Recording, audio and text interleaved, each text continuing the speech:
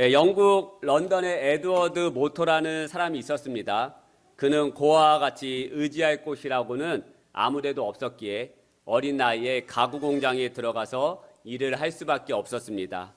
일을 끝마치고 나서도 그를 따뜻하게 반겨줄 사람이 아무도 없었습니다. 그래서 그는 런던 거리를 이리저리 쏘다니기 일쑤였습니다. 그러던 어느 날 모트는 한 교회에 무심코 들어가게 되었습니다. 그곳에서 그는 목사님의 말씀을 듣고 깊은 은혜를 받았습니다.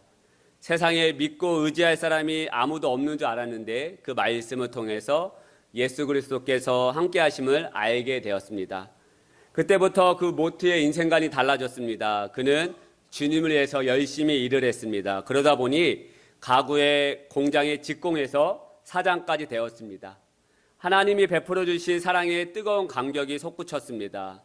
성령님께서 인도하시는 대로 연필을 들고 적어 내려갔습니다. 이 몸의 소망 무행가 우리 주 예수일 뿐일세. 우리 주 예수밖에는 믿을 리 아주 없도다. 굳건한 반석이시니 그 위에 내가 서리라. 그 위에 내가 서리라 라고 부르며 또 부르며 많은 은혜를 받았다고 합니다.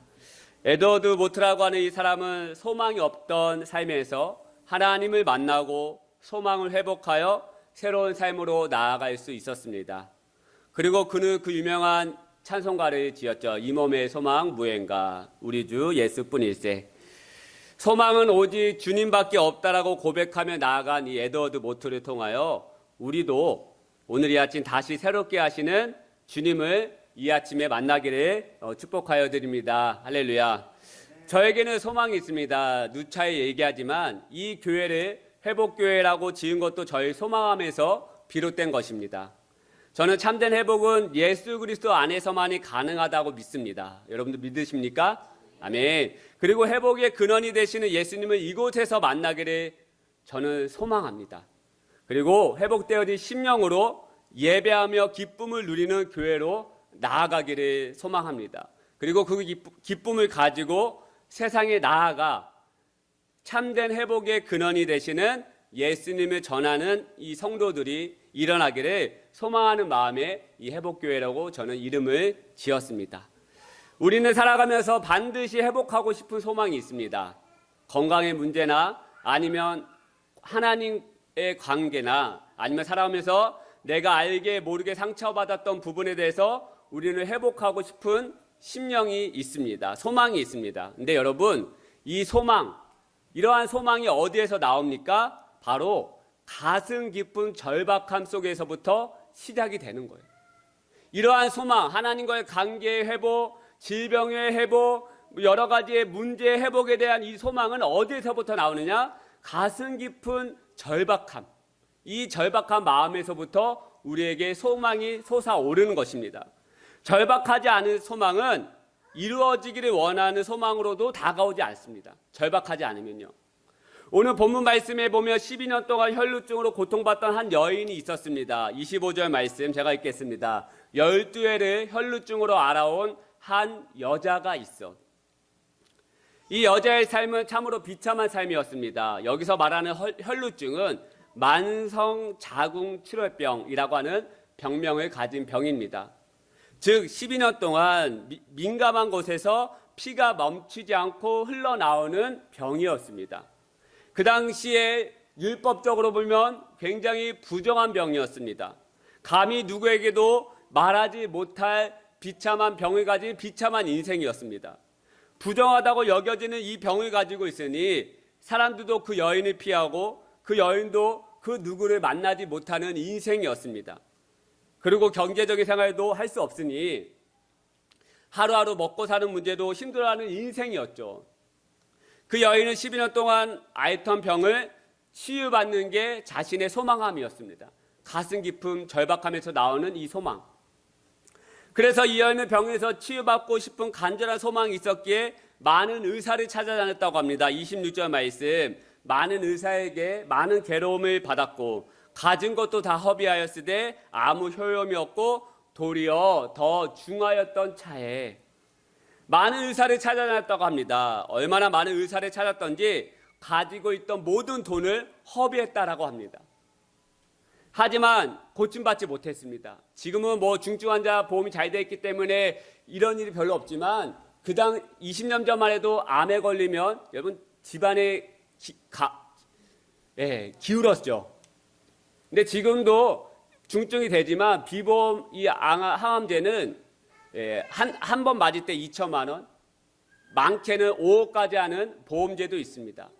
제 혈액암 이 카티라고 하는 미국에서 개발된 이 기적의 항암제 한 대만 맞으면 그동안 관해받지 못했던 암이 고쳐질 수 있다라고 하는 이 기적의 항암제 카티가 무려 5억이나 됐습니다. 이 5억을 모으기 위해서 어떤 엄마가 집도 팔고 모두 팔고 4억까지 모았는데 결국은 이 아들이 죽었습니다. 그리고 올해 촌지 작년 말이 잘 기억은 안 나는데 이게 이제 보험이 나라에서 통과가 돼가지고 지금 한 600만 원이면은 이 5억짜리 이 약을 맞을 수가 있어요. 여러분 이 약을 맞는다고 해도 제 환원 카피를 보니까 관해받지 못한 환자들이 많이 있습니다. 여러분 이 여인의 말이 맞아요.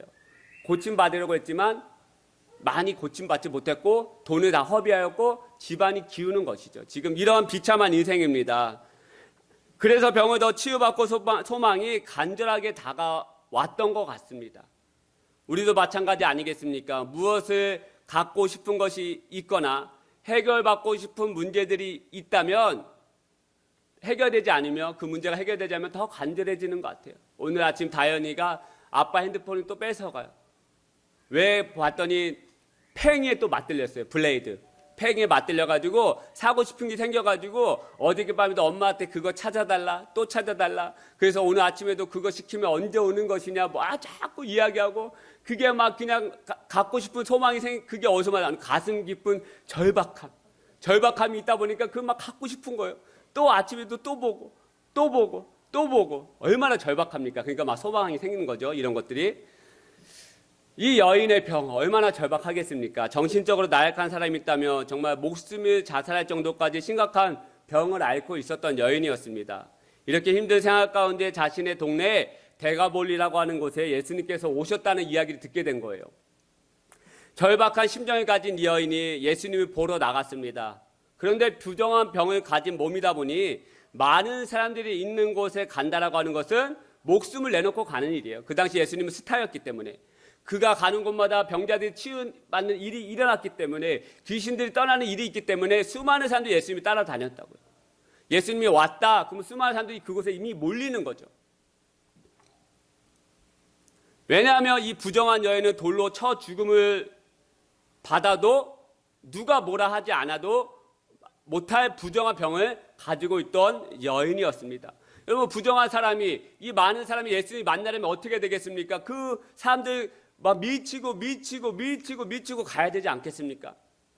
그 증거가 뭐예요? 삭개오가 키가 작으니까 예수님을 볼 수가 없으니까 너무 많다 보니까 그 감람나무 위로 올라간 거예요. 돌감람나무 위로. 근데 여인이 그 예수님을 한번 보려면 만져보려면 어떻게 돼요? 그 많은 사람들의 곁에 밀치고 만지고 뚫고 나가야 되는 거예요. 그러다가 저희 부정한 병을 가지고 있는 병인데 하고 그 여인을 매몰차게 던져지거나 죽여도 누가 뭐라 하지 않은 그런 상황이라는 거예요. 그런데 이 여인은 절박한 심정을 가지고 있던 여인이었습니다. 절박한 심정. 너무나도 절박한 심정을 가지고 있던 여인이었죠. 26절 말씀에 보니까 많은 의사에게 많은 괴로움을 받았다라고 말씀하고 있어요. 무슨 말씀입니까? 자신의 병을 고치려 수많은 의원들이 찾아갔다는 것이죠. 자신의 병을 부정함을 알고 있었음에도 고치고 싶어 찾아갔다는 것이죠. 그리고 자신이 가지고 있던 돈도 다 허비하였다라는 거예요. 그리고 오히려 병이 더 중하였던 차에 예수님이 그곳에 들어오셨다는 거예요.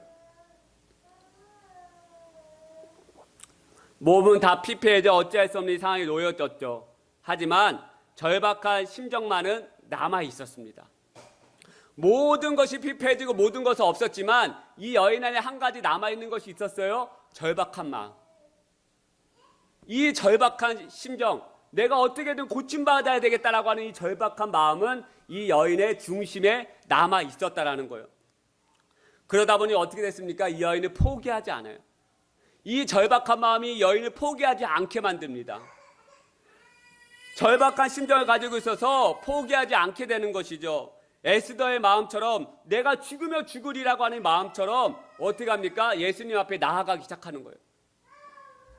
돈이 없어 굶어 죽거나 피를 계속해서 흘려 죽거나 아니면 다른 사람들에게 돌에 맞아 죽거나 하는 것은 다 똑같으니 마지막으로 내가 예수님 앞에 한번 나아가 보자, 이런 절박한 심정을 가지고 예수님 앞에 나아간 것이죠. 근데 여러분, 많은 사람들이 포기합니다. 절박한 심정으로 예수님 앞에 나오면 되는데 많은 사람들이 예수님께 포기하고 나오지 않아요. 얼마 전에 이제 제가 투병 생활 들어갈 때 저희 장모님 다니는 교회에 어떤 권사님께서 이제 유방암에 걸리셨어요. 지금은 이제 많이 의술이 발달되어 있기 때문에 어떤 이제 유방암 말기라도 이제 항암 약을 잘 쓰고 하면 이제 잘 받으면 이제 더 오래 살 수 있고 더 건강하게 살 수 있습니다. 근데 그분은 그냥 포기했어요. 그 병원에 다니지 않겠다라고 하는 거예요. 가족도 있고 남편도 있고 아이들도 있음에도 불구하고 그냥 자기는 치료받지 않겠다라고. 그리고 나서 저도 한동안 잊어버리고 이제 오랜만에 그 권사님 어떻게 되셨냐고 여쭤봤을 때 얼마 전에 돌아가셨다라고 이야기하시더라고요.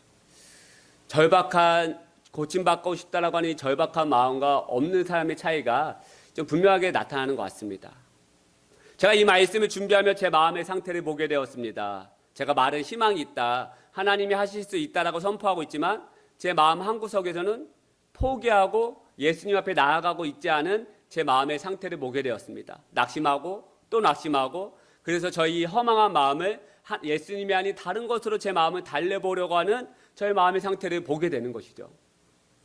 이 여인에게도 두 가지의 마음을 가질 수 있는 환경이었습니다. 아까 말씀드린 것처럼 절박한 마음, 이래주구나 저래주구나 예수님께 나아가고자 하는 이 절박한 마음, 아니면 12년 동안 의사에게 고침을 받기로 했지만 나는 고침받지 못했어, 그래서 나는 다 없어졌어, 내 몸은 더 병들어 중하였어, 이제 포기할 거야. 이런 두 가지의 마음을 우리가 가질 수 있다라고요. 어떻게든 난 살아야겠어, 난 예수님 만나봐야겠어라고 하는 이 절박한 마음을 가지고 있는 심령도 있겠지만 이제 나 해봤고 다 해봤는데 안 돼, 나 이제 안 돼, 내 인생 여기서 끝이야 라고 하고 포기하는 심령들도 있다라는 거예요. 여러분이면 이러한 병에 걸렸고 이러한 어려움에 있었을 때 어떠한 마음을 품으시겠습니까? 모든 것이 다 없어지고 모든 사람은 다 떠나고 나는 부정한 병을 얻었고, 이러할 때 우리는 어떠한 마음을 품으시겠습니까? 절박한 마음을 품겠습니까? 아니면 낙심의 마음을 품으시겠습니까? 어느 책에서 이 여인의 심정에 대해서 쓴 글을 제가 보게 되었습니다. 주님, 당신은 전지전능하시며 우리의 구원자이신 주님, 이 여인의 마음입니다. 당신을 뵙기 원합니다. 당신의 부드러운 손길을 원합니다. 저의 고통을 위로하여 주시기 원합니다. 주님께 다가가기에 저는 너무나도 부족하고 죄 많은 여인입니다. 당신의 옷자락에 손을 대어도 되겠는지요? 당신의 거룩한 옷자락에 손을 대는 것은 저의 큰 영광입니다. 주님, 당신의 옷자락에 손을 대어도 저의 몸은 깨끗하여질 것입니다. 당신의 거룩하신 모습을 감히 쳐다보지 못하겠나이다. 땅에 엎드려 주님의 옷자락에 저의 눈물 하나 떨어뜨리는 것만으로도 저의 기쁨이 되겠나이다. 이 여인의 마음, 절박한 마음, 예수님이면 나의 몸과 영혼을 고치실 것이라고 하는 이 절박한 심정과 믿음으로 예수님 앞에 나아갔다라는 것이죠. 여러분, 절박한 심정을 우리 안에 품어야 합니다. 할렐루야. 절박한 마음. 열왕기상 17장에 보면 사르밧 가부라고 하는 여인이 나와요. 그 땅에 가뭄이 들었습니다. 더 이상 먹을 것이 없어 이 가부의 집에 마지막 남은 기름 한 병과 밀가루 한 줌만 남아 있었습니다. 그는 마지막으로 이것으로 빵을 해먹고 아들과 함께 죽으려던 참이었어요. 왜요? 더 이상 희망이 보이지 않거든요. 더 이상 먹고 살 게 없거든요. 그 당시 과부는 경제활동을 할 수가 없었어요. 아무것도 없는 거예요. 이제 나는 끝났다. 그래서 이 남은 걸로 아들과 빵을 해먹고 난 이제 죽어야 되겠다라고 하는 마음을 품고 있었던 상태였습니다. 포기하라고 할 때 그때 엘리야라고 하는 선지자가 이 여인에게 등장합니다. 엘리야는 이 사르밧 과부에게 집에 남아있는 기름과 밀가루 한 줌으로 자신에게 떡을 만들어 달라고 이야기합니다. 과부는 절박한 심정으로 떡을 만들어 주게 됩니다. 선지자에게 하나님이 세우신 이 선지자에게 음식을 주니 뭐라도 되겠지라고 하는 마음으로 순종하는 마음으로 음식을 드립니다. 여기서 사르밧 과부가 네가 무슨 인간이냐, 짐승만도 못한 인간 아니냐, 어떻게 그 남은 거 하나 달라고 하느냐, 에이 얘때 너나 처먹으라고 집어 던졌겠습니까? 그러지 않았다는 거예요. 낙심하여 포기하지 않았다는 거예요. 이것밖에 없는데 내가 당신한테 왜 드려야 됩니까?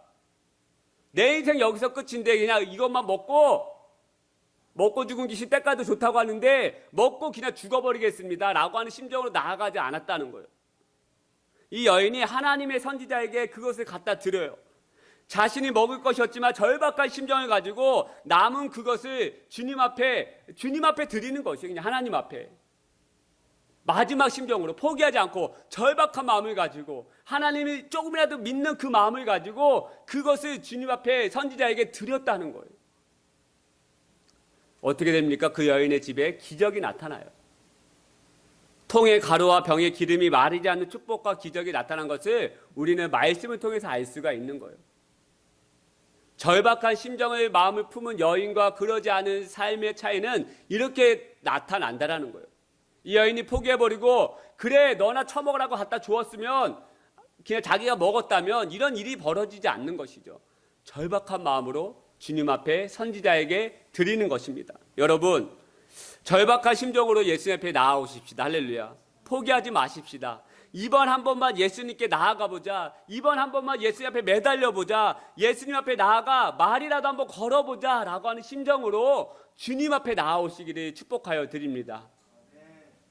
느헤미야는 자신의 조국 이스라엘이 나라가 찢겨진 소식과 하나님의 성전문이 성벽이 회파되었다는 이야기를 듣고 지금 어떤 마음을 품냐? 울며 금식하기 시작해요. 포로로 잡혀온 이 느헤미야가 자신의 조국의 성문과 성전이 불에 탔다는 소식을 듣고 가만히 견디지 못해요. 울며 금식합니다. 포기하지 않습니다. 그 조국이 나랑 무슨 상관인데, 그렇게 허약해 빠진 조국이어가지고 이렇게 포로로 잡혀온 우리 이 백성도 불쌍하지도 않냐?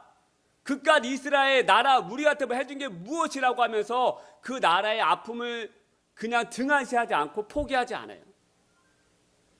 낙심하는 마음으로 내가 가봐야 뭐가 달라지겠어? 나는 여기서 먹고 살만한데? 내 조국을 향해서 포기하는 마음으로 나아가지 않는다라는 거예요, 여러분. 내가 그 심령에게 다가가 믿음의 말을 선포해도 뭐가 달라지겠어? 내가 그 영혼을 품는다 해도 그 영혼이 뭐가 달라지겠어? 그러한 마음으로 느헤미야가 있지 않는다라는 거예요. 그 사람에게 교회에 나오지 못한 엄청난 아픔과 고통이 있는데 내가 무엇을 해준다 해도 그 사람이 나오겠어? 우리의 마음에 벌써 포기하는 마음이 우리 안에 들어온다라는 거예요. 근데 느헤미야는 어떻게 합니까? 절박한 그 고국을 향한 그 하나님의 성전을 향한 마음이 그 절박한 심정이 있는 거예요. 어떻게 해서라도 내가 가서 그것을 고쳐야 되겠다라고 하는 그 마음이 있는 거예요. 여러분 그 절박함이 어떻게 됩니까? 소망이 이루어지기 시작해요. 할렐루야. 그 절박함이 하나님의 은혜가 부어져서 그 소망에 배가 되어가지고 놀라운 일이 벌어지기 시작해요. 그러면 절박한 심정만 있다고 해서 모든 일이 뚝딱 이루어지느냐? 아니요, 그렇지 않아요. 느헤미야가 성전을 개축할 때 산발락과 도비아라고 하는 이 사람들이 그 성전이 건축되지 못하게 얼마나 많은 방해를 한지 아십니까? 우리가 절박한 심정을 가지고 예수님 앞에 나올 때 수많은 악한 영들이 우리를 공격한다고요. 너 그렇게 나가봐야 너 소용없어. 죄송합니다. 예. 포기하지 마십시다. 예, 제가 물에 흘렸다고. 예, 이건 제가 이따 닦으면 되고요. 예. 우리 안에 얼마나 포기하고 또 포기하는 심령으로 우리가 나아갑니까? 저부터도 그렇죠. 우리가 하나님의 말을 믿음으로 품는다고 그 영혼 달라지겠어? 근데 여러분, 느헤미야는 목숨을 내놓고 그 왕 앞에 나아가는 거예요. 여러분, 그 신하가 그 왕 앞에 수심을 갖고, 이 당시 이 느헤미야는 술 맡은 관원장, 왕이 술을 먹을 때 그 전에 독이 있는지 뭐 없는지 그것을 마셔보는 사람인데, 그가 자신의 조국도 아니고 다른 나라 왕에게 신하로 포로 잡힌 이 사람이, 느헤미야가 자신의 고국의 문제를 이야기했을 때는요, 목숨을 내놓고 이야기하는 거예요. 그런데 느헤미야는 이 절박한 마음이 있다 보니까 포기하지 않고 주님 앞에 기도하면서 나아가요. 할렐루야.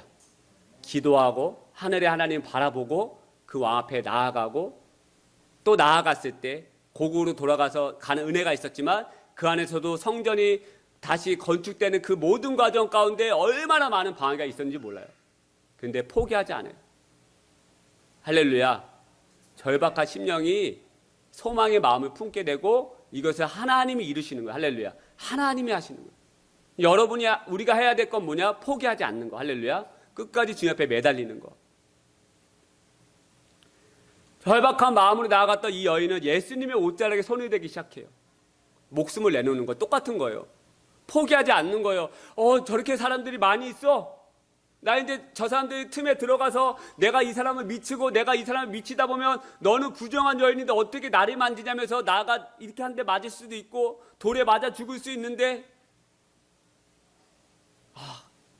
우리가 뭔가 큰 산에 앞에 있을 때 다 올라가서 마지막을 놓고 포기할 때 많잖아요. 안 그러세요? 제가 그런 사람의 성격의 소유자입니다. 제가 상계동에 있을 때 불암산에 살았거든요. 밑에 아파트. 불암산이 600m 정도 되는 산이에요. 500m, 600m. 그래서 이제 나는 건강을 챙겨야 되기 때문에 이제 올라가자. 쭉쭉쭉 올라갔어요. 올라가다 보니까 멀더라고. 그리고 또 불암산이 바위가 많아가지고 힘들더라고요. 올라갔어요. 이제 여러분 다 왔어요. 정상은 어디냐? 제가 밟은 곳이 아니고 이따만한 바위 위에가 정상이, 거기 태극기가 꽂혀져 있거든요. 거기까지 가야 돼요. 근데 거기가 가팔라요. 이렇게 가팔라가지고 제가 보니까 그거 10m밖에 안 되거든요. 제가 거기서 포기하고 내려왔어요. 무서워가지고 제가 고소공포증 있어가지고 거기 못 올라가겠더라고. 벌벌 떨면서 이제 이 정도 왔으면 됐지 하고 제가 다시 내려왔는데, 그 이후로 제가 그 산을 정복하지 못했습니다. 아직까지도 아쉬움이 남아있는데, 여러분, 우리가 무엇은 결전에 아프고 나서도 뭔가 우리의 마음을 방해하고 쉽지 않게 하는 것들이 있는데요, 여러분. 그때 우리가 해야 되지 말아야 될 건 절박한 마음을 가지고 포기하지 않는 것. 그래서 이 여인이 그 앞에 딱 나가서 엄청난 많은 사람이 있었지만 포기하지 않는 거예요. 절박한 마음을 가지고 끝까지 나아가기 시작합니다. 그리고 예수님의 옷자락에 손을 만지기 시작해요. 여러분, 저 고쳐주세요 말도 하지 않았어요. 여러분, 내 병이 이렇게 힘든데 예수님 고쳐주시지 않으면 나 죽을 겁니다 라고 말도 하지 않았어요. 그냥 옷자락에 손만 대었던 거예요. 옷자락에 손만 대었던 거예요. 여러분, 이 옷자락에 손에 만지는 행위는 믿음의 행위입니다. 그 당시 이스라엘 사람들은 일반적으로 어떤 사람의 위엄과 능력은 그가 입고 있는 옷에도 능력이 배어 있어서 그것을 만지기만 해도 능력을 덧입을 수 있었다고 믿었습니다. 그래서 그 당시에 베드로의 옷을 만지고 사도 바울의 옷을 만진 사람들이 기적을 경험한 것처럼 그 당시 사람들은 이 옷만 만져도 그 사람의 능력이 배어있다고 믿었기 때문에 그 옷자락만 만져도 나는 나음을 입었다라고 믿었어요. 그래서 그 여인이 믿음을 가지고 그 옷자락을 만진 거예요. 예수님께서 자신의 옷에 손이 대이고 나서 이렇게 말씀합니다. 34절 말씀. 예수께서 이르시되 따라 내 믿음이 너를 구원하였으니 평안히 가라. 내 병에서 놓여 건강할지어다. 할렐루야. 예수께서 뭐라 말합니까? 따라 너의 믿음이 너를 구원하였다. 할렐루야. 절박한 마음이 믿음으로 변하는 거예요. 이 여인의 믿음으로 말미암아 병을 고침받았다는 것입니다. 절박한 심정으로 예수님께 나아갔습니다. 즉 믿음이 없는 사람은 예수님을 향한 절박한 마음을 가질 수가 없어요. 믿음이 없는 사람은 절박한 마음을 끝까지 품어낼 수가 없는 거예요. 예수님이 나의 모든 것 되시고, 예수님이 이 교회를 세우셨고, 예수님이 나를 만드시고 나를 가장 잘 아시는 분이라고 하는 이 믿음이 없다 보니까 삶의 위기가 찾아왔을 때 우리 그냥 어떻게 돼요? 포기한다는 거예요. 하나님을 향한 믿음이 없으니까 그냥 가다가 결국 그 앞에서 그냥 포기해버리고 만다는 거예요. 이 여인은 그 옷자락만 만져도 나는 나음을 입겠다라고 하는 믿음을 가지고 믿음이 있었기 때문에 끝까지 그 예수님 앞에 다가갈 수 있었다라는 거예요. 이 여인은 예수님 향한 믿음이 있었습니다. 그래서 옷을 만진 것이죠. 옷만 만져도 나는 고침받을 수 있다. 그분의 능력이 주님이시기 때문에 그가 입은 옷에도 능력이 있을 것이다 라는 믿음이 있었다는 것입니다. 그래서 삶의 위기가 찾아오고 그 위기를 아무도 해결해 주지 못하는 상황으로 해서 낙심해 있을 그때에도 예수님을 향한 그 믿음이 있다 보니까, 들리는 소문이 있다 보니까, 그래서 믿음의 마음이 생긴 거예요. 믿음을 들으면서 난다고. 이 여인이 그 예수님 하늘로 받겠습니까? 아니요. 이 여인이 그 예수님 향한 믿음을 가질 수 있었던 이유는 예수님에 대한 소문을 들었기 때문에 그래요. 예수님이 가는 곳곳마다 수많은 병자가 고침받고 귀신이 떠나간다라고 하는 이 소문을 듣고 또 듣기 때문에 믿음이 생긴 거예요. 그래서 절박한 마음을 가지고 예수 앞에 나아갔습니다. 돌에 맞아 죽더라도 나는 예수님의 옷에만 손만 대어도 나을 수 있다라고 하는 믿음을 가지고 절박한 심령을 가지고 주님 앞에 나아갔다라는 거예요. 여러분에게 절박한 심정이 있으십니까? 그 절박한 마음이 있는 사람은 예수님 앞에 나오게 되어 있어요. 왜냐하면 그의 마음속에 믿음이 있기 때문에. 때로는 중간에 넘어진다 할지라도, 좌절한다 할지라도, 뒤로 자빠진다 할지라도 조금이라도 믿음이, 예수님 향한 믿음이 있으면 나아오게 되어 있어요. 절박한 마음으로 변하기 때문에. 절박한 마음과 낙심은 다른 것입니다. 절박한 마음이 무엇입니까? 다급하고 절실한 마음. 다급하고 절실한 마음을 가진 사람은 무엇을 하려고 하는 사람이죠. 절실한 마음을 가진 사람 중에서 믿음이 없는 사람은 이것도 해보고 저것도 해보겠죠. 이 여인처럼 처음에는 이 병원, 이 의사 다 찾아다녔겠죠. 그런데 절박한 마음이 있고 믿음이 있는 사람이라면 절박한 심정으로 기도하며 하나님께 매달리지 않겠습니까? 하지만 낙심은 포기하는 것입니다. 그냥 주저앉아 있는 것입니다. 낙심하는 사람은 아무것도 안 하는 사람인 것이죠. 용한 의원이 있다 해도 찾아가지 않겠지요. 몸에 좋다는 음식도 먹어보지 않겠지요. 절박한 심정이 없는 사람은. 이 여인이 자신이 찾아온 삶의 위기 때문에 경제적인 문제, 관계적인 문제, 환경적인 문제, 육체적인 문제 때문에 낙심했다면, 포기했다면 그는 예수님 앞에 나아가지 못하고 다른 사람들의 뒷모습만 보다가 그냥 생을 마감했을 것입니다. 그냥 주저앉아 죽음을 맞이했겠죠. 마찬가지 아닙니까? 아까도 말씀드렸지만 우리도 얼마나 포기하며 살아갑니까? 아까도 말씀드렸습니다. 이 말씀을 준비하면서 계속해서 제가 떠오르는 되뇌이는 저의 하나님께서 저에게 주시는 마음, 한 영혼 품는 것을 포기해버리고 맙니다. 전도되지 않으니까 그냥 포기해버리고 맙니다. 여러분 바나바를 보십시다. 우리 계속해서 사도행전 말씀을 보고 있는데 이 바나바가 마가를 향한 이 국률의 마음을 포기하지 않았습니다. 끝까지 절박한 심정으로 나아가고 그 절박함이 있다 보니까 마가를 세우게 되겠다. 마가를 다시 주님 앞에 돌아오게 해야 되겠다라고 하는 이 절박한 마음이 있다 보니까, 믿음이 있다 보니까 어떻게 돼요? 끝까지 그 사도 바울의 그 말에 굽히지 않고 같이 의견을 이야기하고 결국에 서로 축복하면서 자신들의 갈 길 마가를 결국 동행하면서 구브로로 섬으로 나아가지 않겠습니까? 그리고 나서 이 사도행전 15장 이후로 바나바의 행적은 이제 나오지 않습니다. 사도 바울의 행적만 이제 나오게 되죠. 그런다 할지라도 바나바는 끝까지 마가를 포기하지 않는 거예요. 여러분, 이 여인은 분명 다른 사람들보다 낙심해야 할 이유와 조건이 충분한 사람이었지만 낙심하지 않았다는 거예요. 이게 중요합니다. 이 여인에게 분명 다른 사람들보다 낙심해야 할 이유와 조건이 충분한 사람이었어요. 그러지 않습니까? 돈 하나도 없어요. 부정한 병, 어디 가서 일도 못해요. 이제 생명이 꺼져가는 이 심령, 여러분 누구보다 낙심해야 될 이유가 충분한 사람 아닙니까?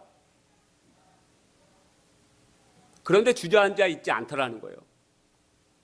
저는 이 여인이 예수님이 왔다, 그래 나아가야겠다라고 하는 이 발걸음이 생각할 때 흥분이 되는 거예요. 저는 그래 예수님이 왔어, 그래 다 지들 잘 먹고 잘 살아, 그래 고침받을 사람 고침받겠지 뭘, 야 난 집에나 있지 뭐, 에휴, 뭐 내까지 게 뭐, 이러고 있지 않았다라는 거예요. 여러분, 자신의 낙심해야 될 이유와 충분한 조건이 이 여인에게 누구보다도 몇 배가 더 컸지만 낙심하지 않다라는 거예요. 주저앉아 있지 않다라는 거예요. 그래서 낙심하여 다른 것으로 자신의 허망한 마음을 달래지 않는다라는 거예요. 이 여인은 절박한 마음으로 믿음을 가지고 예수님 앞에 나아갔습니다. 할렐루야. 이러한 은혜가 오늘 이 아침에 회복되시기를 축복하여 드립니다. 이 말씀을 준비하면서 정말 내가 간절하게 절박한 심령으로 주님 앞에 소망을 가지고 기다렸던 적이 있었나 생각해 봤을 때 저는 자녀에 대한 기다림이었습니다. 자녀를 기다리면서 낙심되고 또 낙심되는 상황이 너무나도 많았죠. 그리고 상한 마음으로 하나님을 원망할 때도 있었죠. 하지만 저는 포기하지 않았습니다. 하나님의 때를 간절하게 기다리고 절박한 심정으로 기도하며 기다렸습니다. 이러한 마음으로 나아갈 때 하나님께서는 저희 가정에 자녀를 주었던 그 기쁨이 생각이 납니다. 여러분, 우리가 예수님을 믿으며 절실한 마음으로 품어야 할 소망이 있습니다. 할렐루야. 이 말씀을 들으면서 내 안에 품어야 될 소망이 여러분 하나님께 성령님께서 깨닫게 해주시는 소망의 부분이 있을 것입니다. 그리고 우리가 더 가져야 될 소망은 무엇이냐, 마음에 품어야 될 절실한 소망은 무엇이냐, 바로 예수 그리스도이십니다. 할렐루야. 예수님, 예수 그리스도만이 우리의 피난처가 되시며 환난 중에 도움이 되시는 분이시다. 여러분 시편 말씀을 읽으면서 구구절한 고백이 나옵니다. 그런데 그 내용을 가만히 살펴보면 하나님 한 분만을 원하는 내용이 시편에 수두룩하게 실려 있어요.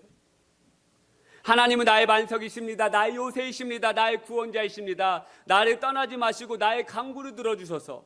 하나님만 찬양받으소서. 다윗은 구구절절하게 그 고백이 하나님 한 분에게만 초점이 맞춰져 있어요. 왜 그래요? 그 절실한 그 마음이 하나님께 그 소망이 있기 때문에. 여러분, 이 여인은 12년 동안 수많은 의사와 사람을 만났지만 그 여인을 도운 사람은 아무도 없습니다.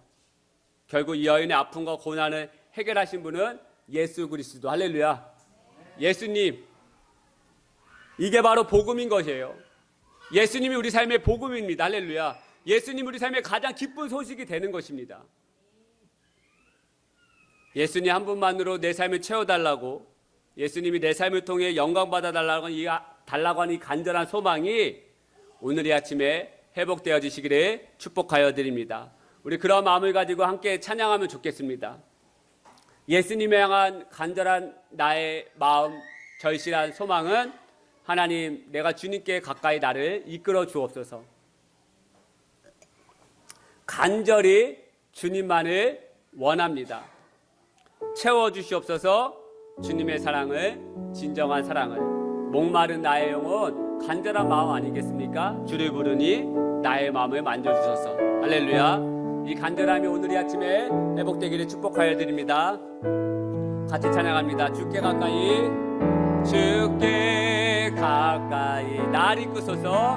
날 이끄소서. 간절히 주님만을 원합니다.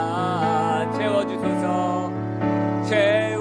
채워주소서. 주님의 사랑을, 주의 사랑을, 진정한 찬양들이. 다시 한 번 더 찬양하실 때 오른손을 가슴에 올려드리고 주께 가까이, 주께 가까이. 아멘. 나를, 예수님의 우리의 절박한 소망이 되어야 합니다. 나를 주님만을 원합니다. 채워주소서. 채워주소서. 주님의 사랑을, 주의 사랑을, 진정한 찬양들이 다 함께 간절한 심령으로 목마른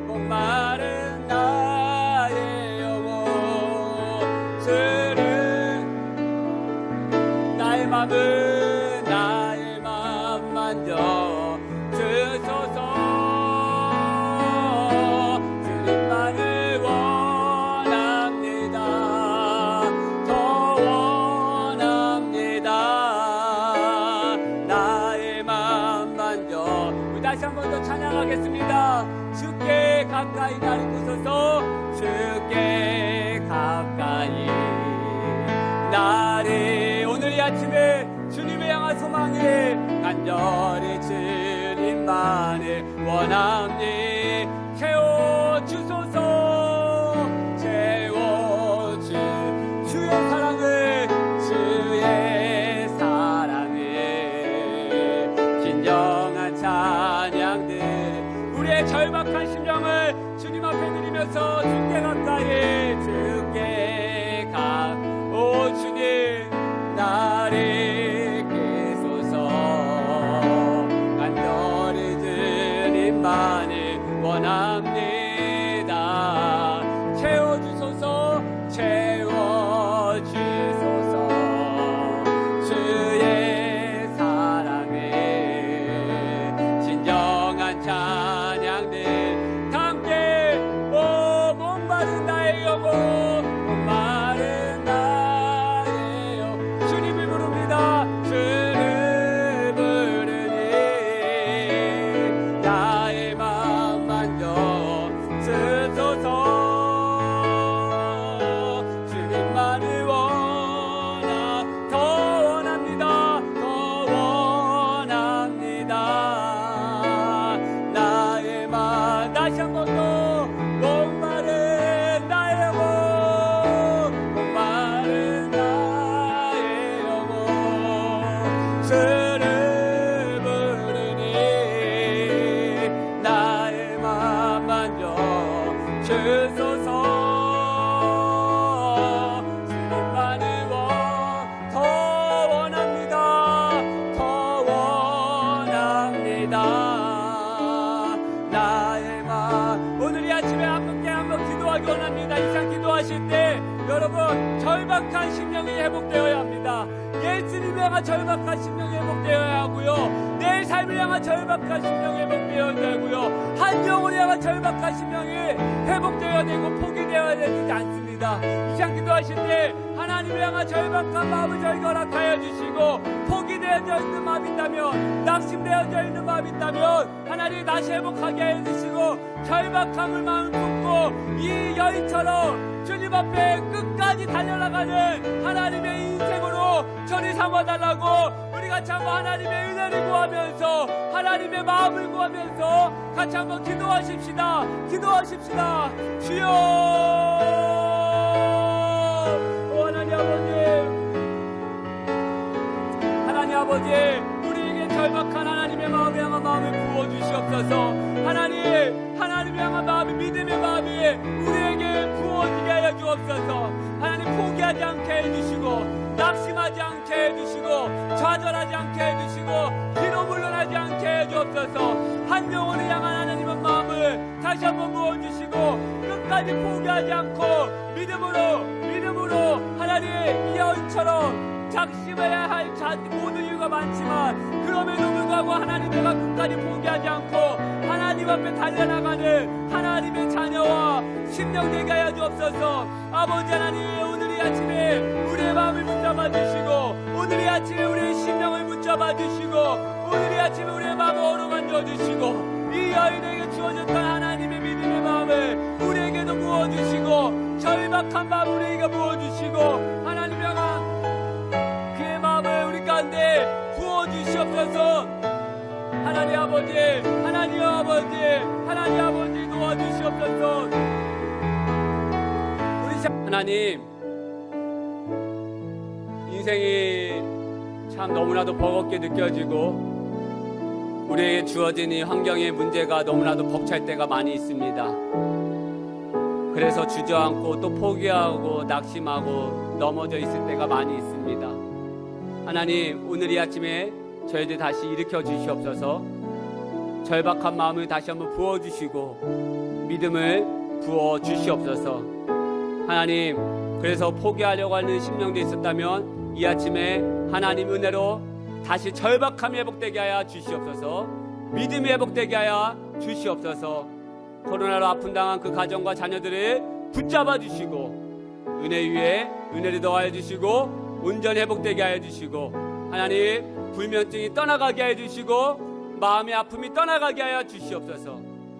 삶의 어려운 모든 문제가 주님의 은혜로 해결되게 하여 주시고, 이루 말할 수 없는 경제적인 문제, 관계의 문제, 질병의 문제, 이 여인이 예수님의 옷자리 손을 만지고 고침받았던 것처럼 오늘 이 아침에 저희들이 예수님의 옷에 손을 대는 믿음이 회복되어지게 하여 주시고, 절박함이 회복되어져서 하나님 승리를 경험하는 사랑하는 회복교회 공동체 되게 하여 주시옵소서.